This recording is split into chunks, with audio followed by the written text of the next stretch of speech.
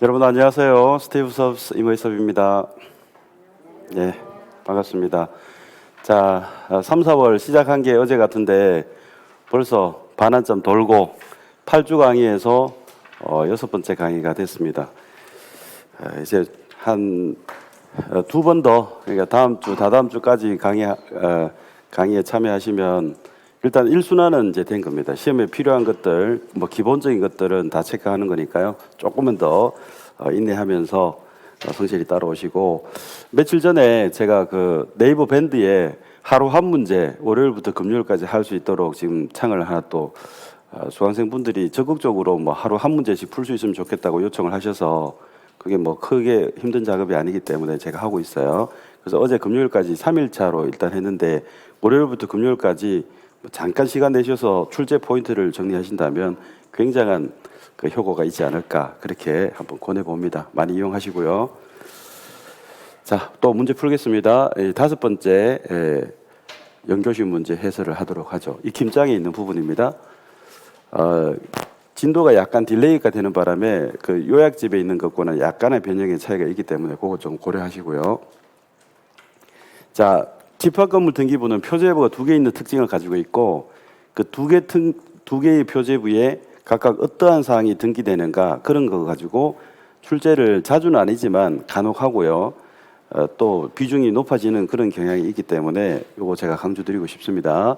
자, 1동 건물 표제부하고 전후 부분 표제부의 서식의 차이점 그거 짚고 넘어가셔야 됩니다.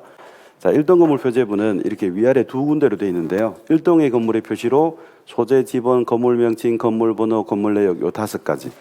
그리고 아래쪽에는 지금 네모칸에 들어갈 말이 요겁니다. 대지권의 목적인 토지 표시. 이게 지금 네모넣기 한 것만큼 익숙하게 이게 숙지가 돼 있으실 필요가 있습니다. 그래서 이런 식으로 나오죠. 시험에 이미 나왔고요. 1동 건물 표제부에 대지권의 목적인 토지 표시를 기록한다. 이런 식으로 이제 나오죠. 그러면 자연스럽게 이게 서식이 숙지가 돼 있으면 뭐 맞다 틀리다 금방 체크할 수 있는 거겠죠. 자, 그리고 이건 토지 표시이기 때문에요. 소재, 지번, 지목, 면적 딱 4가지가 등기부에 들어가는 토지 표시는 딱 4가지입니다. 소재, 지번, 지목, 면적. 그 다음에 전유 부분 표제부로 가면요. 전유 부분의 건물의 표시로 소재와 지번과 건물 명칭은 없다는 것. 그게 또 중요하고요. 건물 번호와 건물 내역이 기록이 됩니다. 그리고 아래쪽에는 여기 또 대지권을 언급하고 있죠. 대지권의 표시. 대지권의 표시라 하는 것은 1동 건물 표제부에 있는 게 아니라 전유 부분 표제부에 있는 것이고요. 그 대지권의 표시는 대지권 종류와 대지권 비율을 뜻한다라는 이런 식으로 다 지문이 형성되어 오고 있습니다. 지금 조금 전에 보신 1동 건물 표제부 아래쪽에 대지권의 목적인 토지 표시, 전유 부분 표제부 아래쪽에 있는 대지권의 표시, 이게 전부 다 대지권을 언급하는 등기잖아요. 그래서 이거를 묶어서 대지권 등기를 한다. 그래서 혹시라도 대지권 등기는 어디에 되는가 그러면요. 집합건물 등기부에 1동 건물 표제부 아래쪽과 전유 부분 표제부 아래쪽이다. 이렇게 정확하게 체크할 수 있도록 좀 연습을 좀 하실 필요가 있습니다. 자, 2번 매매를 원인으로 하는 소유권 이전 등기할 때 등기 의무자는 지금부터는 전부 다 절차법상이라고 얘기 안 해도 우리 등기법을 기준으로 표현을 하셔야 되겠죠. 그래서 등기부에서 절차법, 우리 등기법에서 등기 의무자는 불리해지는 자를 얘기하죠. 등기부상 불리해지는 자. 그래서 매매 등기할 때 등기부에서 불리한 위치에 있는 자는 매도인이 되겠죠. 그래서 매도인 이렇게 하시면 되겠고 3번 전세권을 말소하는 등기래요. 그러면 전세권자가 우리 등기법에서는 등기 권리자일까 등기 의무자일까? 뭐 간단하죠. 전세권 지우러 가요. 그럼 전세권자는 불리하죠. 등기부에서 불리하니까 등기 의무자죠.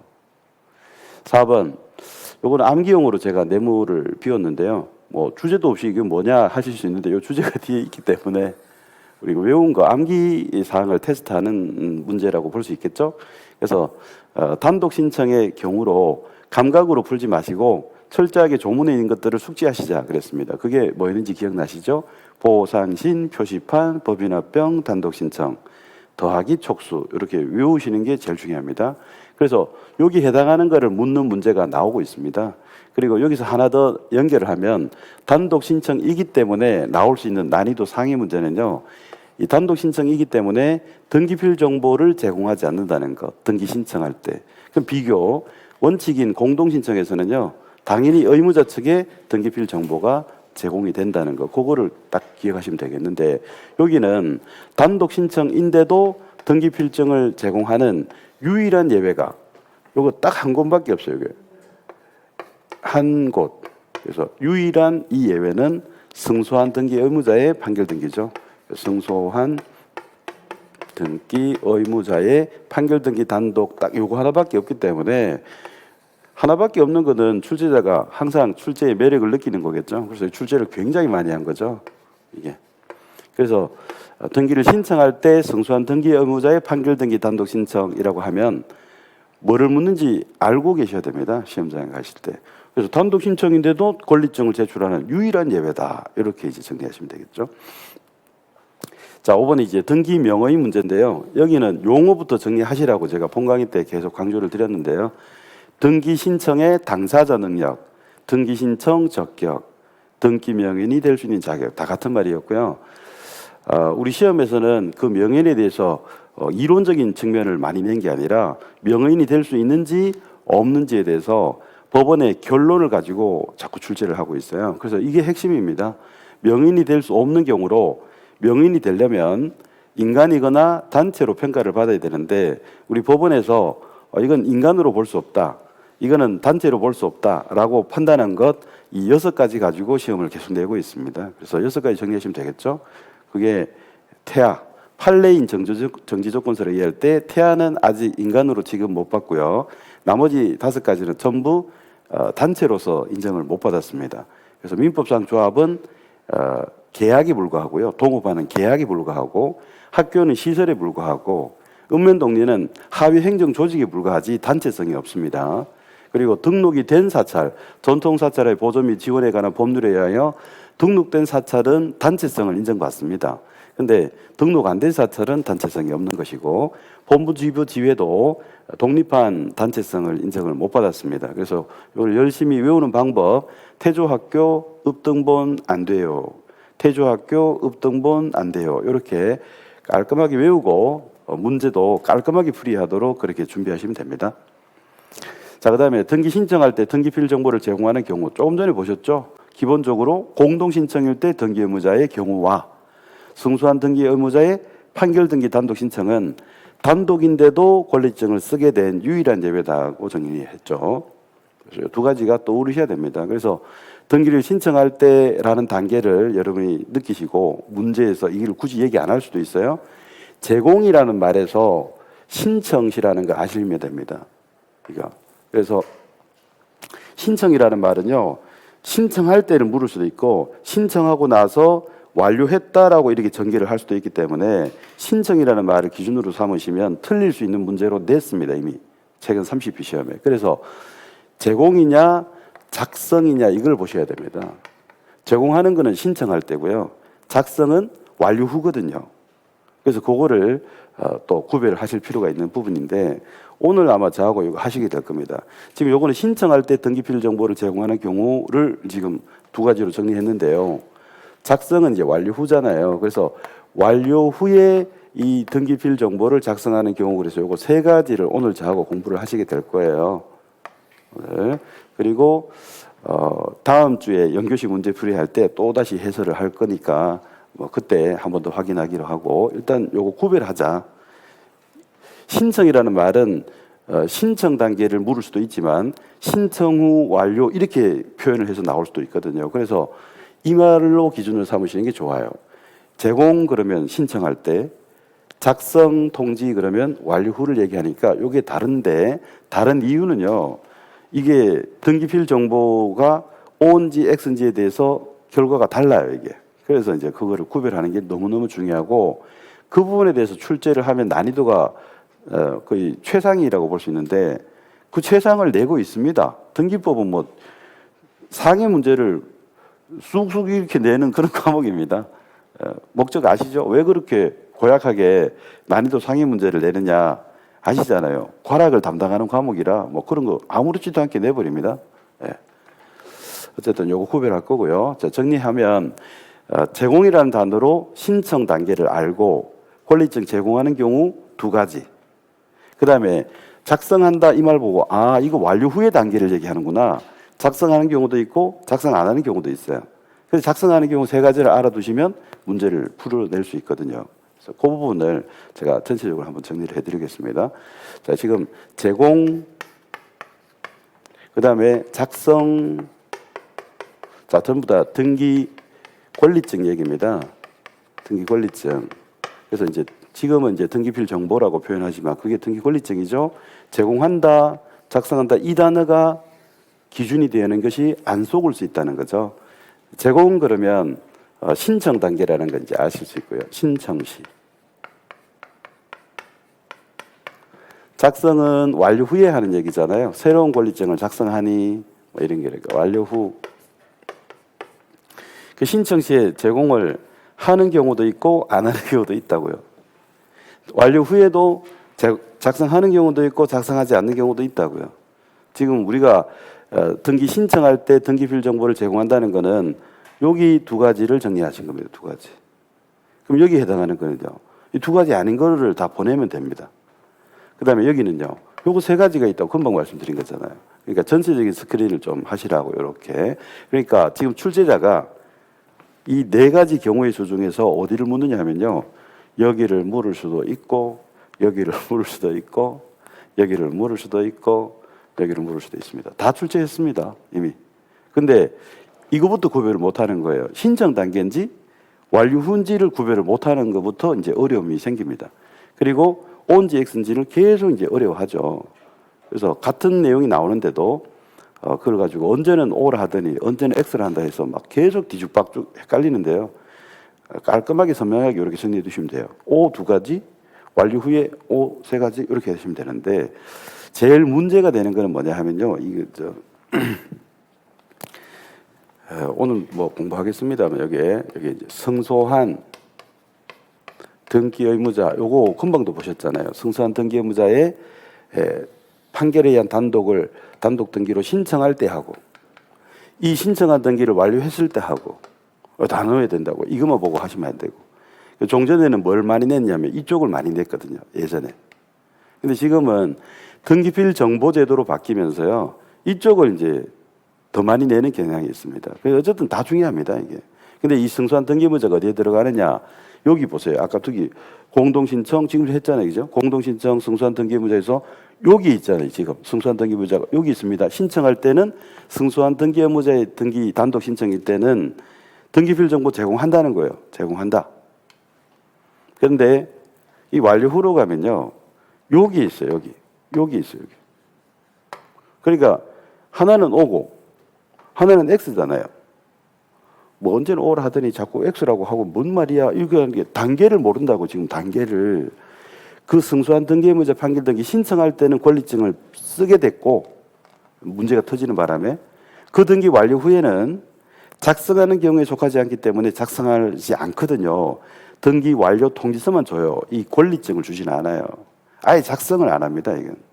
그 이유는 이제 신청인과 명의인이 다르기 때문에 작성하지 않는다라고 하는 것이 이유인데 그 이유 가지고 시험에 나오진 않았죠. 법무사 시험의 영역이라고 보시면 돼요. 어쨌든 뭐 다르다. 요거 이제 전체적 스크린 하고 이따가 본 강의 때 한 번 또 다시 좀 자세하게 상수를 하도록 하죠. 그래서 제가 말씀드린 거예요. 6번에서 등기필 정보 이것만 보고 하지 마시고 등기필 정보에 대해서 신청할 때의 제공을 얘기하는 건지 완료 후에 새로운 권리증을 작성하는 여부에 대한 건지를 구별 안 하면 알고도 주소를 잘못 찾아서 틀리게 된다 이 뜻이에요. 자, 그다음에 7번을 보시면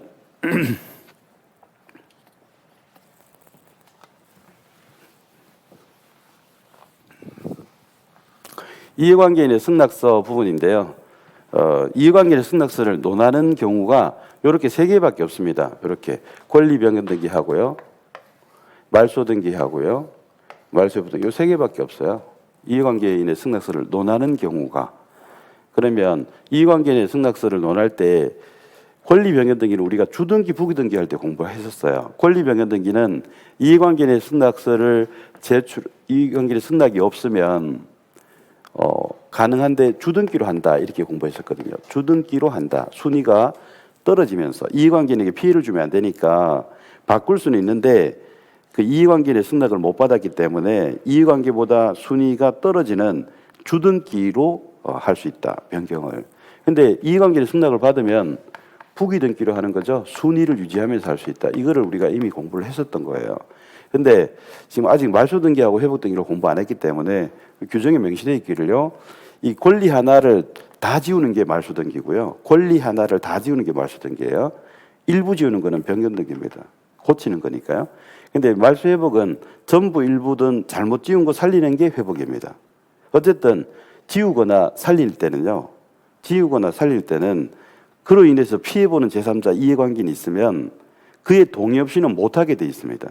그러니까 승낙서를 제출하자면 이거는요. 각하가 됩니다. 각하가. 제가 적을 필요 없죠. 각하가 됩니다. 각하. 그것도 뭐 구호각하라는 거 알아두시면 더 좋습니다. 승낙서라는 첨부 서류가 안 들어간 거기 때문에요. 첨부 서류 불비로 각하하는 게 구호각하거든요. 그래서 구호각하다 알아두시면 뭐 더 좋고 각하된다는 거죠. 그리고 승낙서를 첨부하면 실행해 주는 겁니다. 그런데 여기 밑에 한 칸을 더 만들어서 제가 필수서에 요약집에다가 적은 이유는요. 이해관계는 승낙서고 무관한데 이걸 출제를 했기 때문에 제가 한 칸을 더 만들어 봤죠. 자, 표제부는 부동산의 표시를 공시하는 공간으로서 유불리를 논하는 공간이 아니에요. 객관적인 사실만 적어 오는 거거든요. 대장을 반영해서. 그러니까 유불리를 논하는 공간이 아니에요. 유불리는 권리에 관해서 불리하다, 유리하다 논하기 때문에 이해관계 내 승낙서를 논하는 등기는 갑구하고 을구의 등기예요. 표제부와 관계없어요. 그래서 이해관계는 승낙서하고 무관하다라는 건데 무관한 거를 골라라고 문제를 냈습니다. 우리 시험에. 그래서 다음 중 이해관계의 승낙서와 무관하게 실행하는 등기를 골라라 해서 정답이 표제부 등기 중에 멸실 등기를 출제를 했었거든요. 표제부에 하는 등기 다 얘기하면 돼요. 표제부에 일부 지어서 고치든 다 지우는 멸실이든 뭐 다 해당합니다. 그래서 뭐 지목 변경 등기, 증축 등기, 구조 변경 등기, 분할 등기, 분필 등기, 합병 등기, 합필 등기 뭐 이런 것들 다 하고 그리고 멸실 등기까지. 자, 여기까지 했고요. 그다음에 이 또한 중요하죠. 8번 주민등록 등초본입니다. 우리들은 법인이면 법인등기사항 증명서인데요. 그 주소 증명 정보를 제공하는 등기는 이렇게 딱 깔끔하게 외우자 그랬어요. 권리자를 적을 때 주소 적으니까 증명하는 거라 권리 취득하는 등기를 일단 얘기하시면 되고 그래서 그게 새로 권리자가 등기부에 올라갈 때 권리자한테 권리증 줘야죠. 그리고 권리자의 성주주, 성명, 주민등록번호, 주소를 적으니까 등기부에 적는 주소는 증명을 해야 되니까 주소 증서를 제공한다. 이렇게 연결을 하시면 돼요. 자, 새로 권리자가 되는 등기는 원시 취득, 보존 등기, 그리고 승계 취득으로서 설정적 승계 취득, 설정 등기, 이전적 승계 취득, 이전 등기 다 취득이죠. 권리자가 추가된다면요. 이 권리자들의 기존 권리자들의 지분이 어떻게든 다른 사람 새로 추가되는 권리자에게 넘어가는 요거 이전적 승계 취득인데 이거를 따로 얘기하는 이유는 이때 권리자가 추가되는 이전적 승계 취득은 등기로는 변경 등기거든요. 그러니까 예를 들어서 갑을병 공에서 한 명이 더 추가돼요. 갑을병정이 돼요. 그럼 이거는 이전이 아니고 내용은 이전이지만 지분은 이전이지만 등기는 변경 등기거든요. 그래서 이걸 따로 한 번 더 얘기한 겁니다. 자, 이전 등기와 권리자 추가 변경 등기는 본질은 같습니다. 이전적 승계 취득, 이거는 설정적 승계 취득, 이거는 원시 취득, 다 취득이죠. 그리고 이 네 가지를 기억할 가치가 충분히 있다는 것은요. 권리를 취득하는 등기가 4개밖에 없습니다. 우리 현행 제도 하에. 그래서 이건 충분히 기억할 가치가 있죠. 권리를 취득했고 권리자를 적게 됩니다. 그러면 그의 주소를 적으니까 증명하라는 거죠. 주소 증명. 그래서 보설이 추가 등기 권리자. 보설이 추가일 때 등기 권리자에게 그 주소를 적으니까 주소를 증명한다. 이거 뭐 외우셔야 되고요. 그런데 소유권 이전 등기라면 그 이전 중에 소유권 이전 등기라면 그 매도인 도 주소 증서, 주민등록 등초본을 제출하게 하는 이유가 이거는 납세자기 때문에요. 지금 현재의 납세지를 증명하라는 차원인데 굳이 제가 요약집에도 안 적은 것은 시험에 그렇게 나오지 않기 때문에 뭐 굳이 체크할 필요는 없죠. 자, 주소 증서를 제공한다는 점은 똑같지만 우리 매매로 한정하면 매도인도 제출하고 매수인도 제출하는 거예요. 근데 제출한다는 거는 똑같지만 이유는 다르죠. 매수인은 명의인이 되니까 주소 적히니까 증명하는 거고, 매도인은 납세자니까 납세지의 주소지를 증명하는 차원에서 제출하는 거고, 어쨌든 이유는 다르지만 제출한다는 것은 공통. 어쨌든 제가 좀 길게 설명을 드렸습니다만 지난주 본강의보다 더 설명을 많이 한 것 같습니다. 그죠? 본강의 때 그 진도가 급해가지고 빨리빨리 했는데 글쎄 모르겠습니다. 그 설명이 너무 짧았지 않나 생각도 듭니다만 어쨌든 여러분들은 이걸 깔끔하게 외우고 계셔야 됩니다. 이미 출제됐고요. 또 출제될 타이밍에 있습니다. 여러분의 33회 시험에. 그래서 이거 제가 일부러 좀 강조드리는 의미에서 좀 설명을 길게 드렸어요. 결론, 주소증서, 주민등록 등초본을 제출하는 경우는 딱 요거 외우고 계셔야 됩니다. 보호설 이추가 등기권리자, 단 소유권 이전 등기는 등기의무자도 이렇게 외우셔야 됩니다. 그 다음에 9번에 인감증명을 제공하는 등기. 자, 근데 요거는 전자신청은 인감증명을 쓰는 일이 없었죠. 인증서를 쓰니까. 그래서 방문 신청에 한한다는 건 이제 아시면 되겠고, 규칙 60조 1항에 1호, 2호, 3호, 6호예요. 이 네 가지는 필수적으로 아셔야 된다고 봅니다. 그래서 저 정리하면 소유권 등기 명의인이 등기의무자, 이게 1호고요. 소유권 가등기 명의인이 자기의 가등기를 스스로 단독으로 말소할 때 인감증명이 필요하다는 게 2호고, 그 다음에 제가 강조를 드렸던 거죠.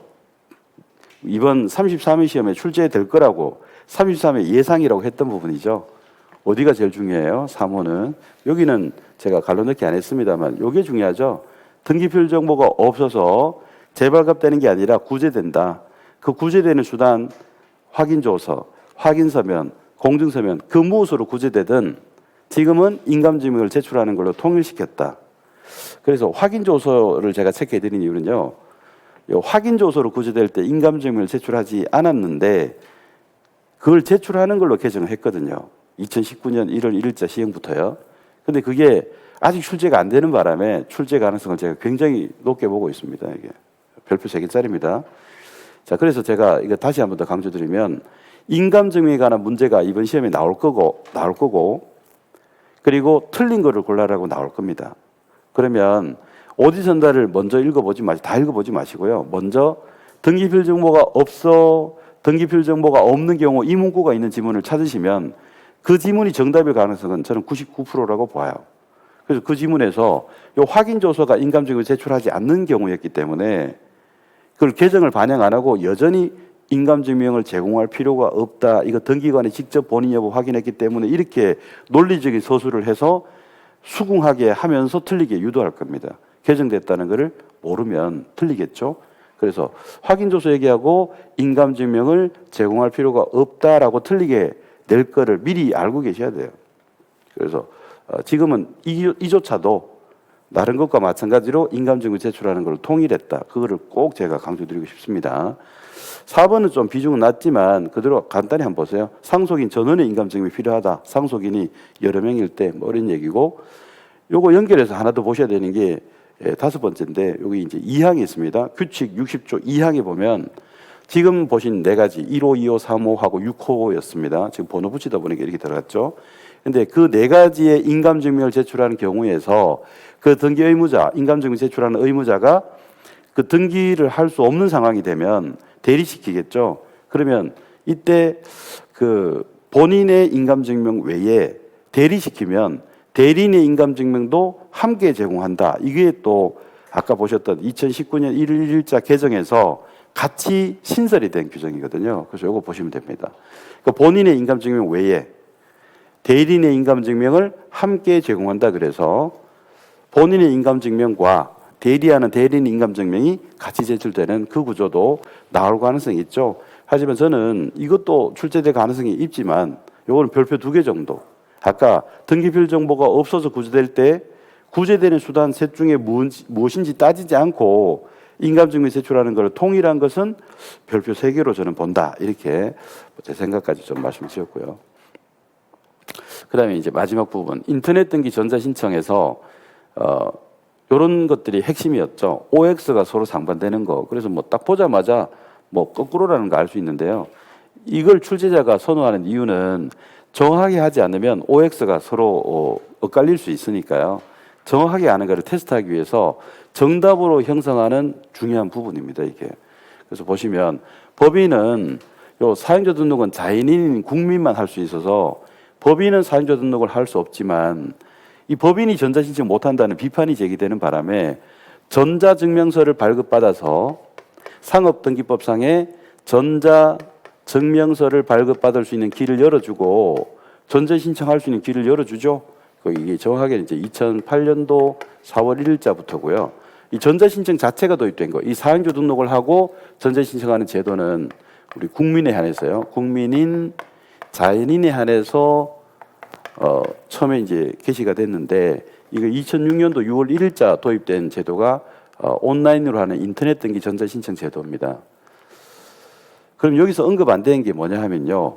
우리 국민은 사용자 등록하고 전자신청을 하고 법인은 원래는 못하다가 비판을 받아서 전자증명서 발급받아서 전자신청할 수 있는 길이 열렸고 그리고 외국인도 가능해졌습니다. 우리 국민만 되는 게 아니라 외국인도 외국인 등록이나 국내에 거소신고를 했다면 그래서 그런 요건을 갖췄다면 이 외국인도 전자신청할 수 있도록 이렇게 길을 열어주는데요. 이거는 뭐 2009년도 7월 1일자부터입니다. 뭐 날짜는 중요하지 않지만 순차적으로 전자신청할 수 있는 범위를 넓혀줬다는 겁니다. 하지만 아직도 법인 아닌 사단재단, 즉 비법인에 대해서는 이 전자신청할 수 있는 길이 이게 봉쇄되어 있습니다. 그래서 비법인은 전자신청을 할 수가 없다. 이것도 중요한 포인트입니다.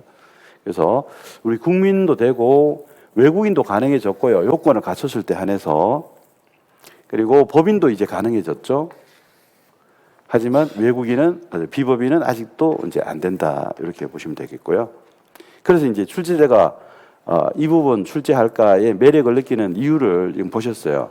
법인은 됩니까 안 됩니까에 대해서 사용자 등록을 모르면 안 된다 해야 되고요. 이거는 자연인만 하는 거니까.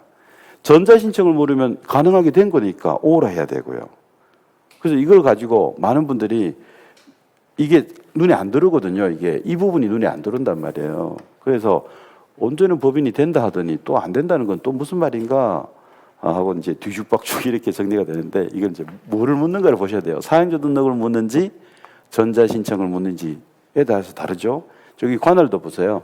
이거 회원가입이라 사용자 등록은 회원가입이라 전국 어느 등기소에서 다 할 수 있어요. 관할을 따지는 개념이 아니에요. 근데 실제로 등기를 할 때는 철저하게 관할을 지키게 됩니다. 이게. 그다음에 대리가 되는가에 대해서 이거 본인 증명하는 거라 대리가 안 됩니다. 이건 직접 신분증 들고 등기소에 출석해야 돼요. 근데 전자신청은요. 변호사, 법무사들이 주로 특히 법무사들이 타인의 등기를 대리하기 위해서 사용자 등록이나 전자증명서를 발급받아 두거든요. 그러니까 개인인 홍길동 법무사 사무소면 사용자 등록을 하고요. 합동 법무사 사무소 같이 이렇게 법인 형태면 전자증명서 발급받는 그런 형태가 됩니다. 그 다음에 이것도 중요하죠. 인감증명 조금 전에도 보셨는데 인감증명은 전자신청할 때는 쓰는 일이 없습니다. 이유는 인증서를 쓰니까 그렇죠. 인증서. 인증서에 공인제도 없어졌다는 거 확인하시는 것도 제가 꼭 체크해 드렸죠. 그리고 여기 대리가 안 된다 그랬는데요. 사용자 등록은 안 되지만 전자신청은 대리가 되죠. 근데 아무나 대리할 수 있는 거 아니었죠. 또 현재 변호사하고 법무사만 이 전자신청의 대리가 가능해서 변호사, 법무사만 가능합니다. 근데 이 변호사, 법무사를요, 변호사, 법무사 이렇게 얘기 안 하고 용어를 쓰죠. 자격자 대리인. 자격증 걸고 대리하는 것을 업으로 하는 자. 그래서 자격자 대리인인데 현재 우리나라에서 자격증 걸고 대리하는 것을 업으로 하는 자는 변호사하고 법무사 뿐이거든요. 그런데 그 중에서 실무적으로 말씀드리면 주로 다 법무사가 합니다. 법무사가 이제 등기를 대리하니까 이제 전자신청의 대리까지도 업무 영역을 확장하는 차원에서 이렇게 대리를 하고 있죠.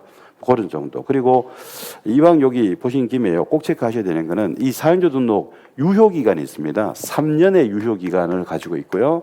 그리고 사용자 등록 신청서를 작성해서 제출하면 접수증을 받아와서 접수증 받은 날로부터 10일 이내에 집이나 사무실에 컴퓨터에서 대법원 인터넷 등기소 접속해서 전자신청 쪽으로 들어가서 회원가입을 하게 됩니다. 그래서 거기 10일 이내라는 거. 그리고 여기 전자신청은요, 여기 이제 10일 이내도 나옵니다. 사용자등 신청서는 10일 이내에 등록을 해야 되고요. 접수증 받은 날로부터. 전자신청은요, 이제 회원가입을 다 해서 이제 부동산 등기를 컴퓨터로 하게 됐어요. 그래서 전자신청 할 때 대부분 인터넷 등기소 접속해서 거기서 아이디, 패스워드 쳐서 들어가서 하나하나의 단계를 다 밟아가면 되는데요. 그래서 입력할 거 입력하고 첨부할 거 전자적으로 다 첨부해서 넣어야 되는데, 결제 후에, 수수료 결제 후에 이거 7일 이내에 송신을 한다, 전송을 한다, 이렇게 돼 있었던 거를요, 14일로 개정을 했습니다. 이게 14일로. 그래서 요 개정된 거기 때문에 이건 꼭 보시라고 제가 말씀드리고 싶네요. 14일 이내. 전자 결제 후 7일 이내였는데 14일로 바꿨다까지 확인하시면, 요 숫자 때문에 제가 말씀드린 거예요. 그래서 우리 법령 시험에서 제일 난이도 하의 문제가 숫자로 내는 겁니다. 7일 이내냐, 뭐 15일 이내냐, 뭐 이런 것들을 가지고 내는데, 등기에서는 숫자 가지고 내는 게 거의 없다고 보시면 되는데요. 뭐 60일 이내 이런 게 있을 수 있는데, 요거는 전자신청 관련해서 숫자가 3개나 나옵니다. 유효기간 3년, 그리고 사용자 등록 신청서 제출해서 접수증 받은 날로부터 10일 이내에 컴퓨터에서 등록, 그리고 전자결제하고 나서 14일 이내에 전송한다는 거, 여기까지 뭐 정리하시면 될 것 같습니다. 자, 이 정도 됐고요. 잠깐 쉬셨다가 이제 본 강의에서 계속 이어가겠습니다.